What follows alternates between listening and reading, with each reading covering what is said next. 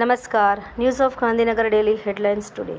ગુજરાતના 7 જિલ્લામાં ગરમીનું યલો એલર્ટ. ચૂંટણી પંચના યુ ટર્નથી ઉમેદવારોના અરમાન રોળાયા. નસવાડી અને વઘાજ બેઠકના અનામત સમીકરણો બદલાયા.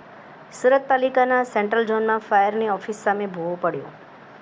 વડોદરાના ગાજરાવાડી વિસ્તારમાં ચાલતા જુગાર પર પોલીસની રેડ, 15 ખેલી ઝડપાયા. છોટાઉદેપુર કવાંટમાં વિશ્વવિખ્યાત ઘેરનો મેળો જામ્યો. આદિવાસી સંસ્કૃતિ અને આસ્થાનો સંગમ. તંત્રીલેખ. વિશ્વની મધ્યસ્થ બેન્કો દ્વારા સોનાની ખરીદીમાં ઘટાડો. રાજ્યસભા ચૂંટણી માટે કોંગ્રેસે ઉમેદવારોની યાદી જાહેર કરી. સિંઘવી નરેન્દ્ર રેડ્ડી સહિત 6 ઉમેદવારોના નામ જાહેર. જેડીયુ પ્રમુખ નીતિકુમારે રાજ્યસભા માટે ઉમેદવારી નોંધાવી.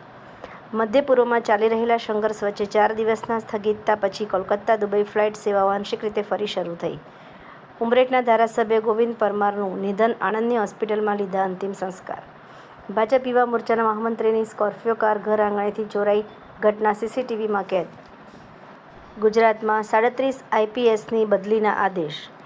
નેપાળની ચૂંટણીમાં યુવા નેતા બાલેન્દ્ર શાહનો દબદબો. ચીનના માનીતા નેતાના સુપડા સાફ.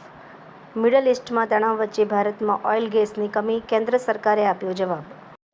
એનોજી સાહિત્ય સરિતા ગ્રુપ. વિષય રહસ્ય. એના ઉપર સર્જકોની ખૂબ જ સુંદર વિવિધ સ્વરચિત રચનાઓ. ગાંધીનગર ખાતે ડિઝાસ્ટર પ્રિપેર્ડનેસ ઇન ગુજરાત વિષય પર રાષ્ટ્રીય બેઠકનું આયોજન. જાહેર જનતાના આરોગ્ય સાથે ચેડા કરતા ડિગ્રી વગરના બોગસ ડોક્ટરને ઝડપી પાડતી એસઓજી શાખા પાટણ. સેવા અને સમર્પણની મૂર્તિ. કુંભાર રત્નના પ્રણેતા ઇન્દુબેન પ્રજાપતિ. યુદ્ધને લીધે દુબઈમાં ફસાયા એક જ પરિવારના 13 ગુજરાતી પ્રવાસીઓ વતન પરત ફરવા સરકાર પાસે માંગી મદદ. ન્યૂઝ ઓફ ગાંધીનગર દૈનિક જનફરિયાદ ન્યૂઝ ગાંધીનગર. મીનાક્ષી રાવલ.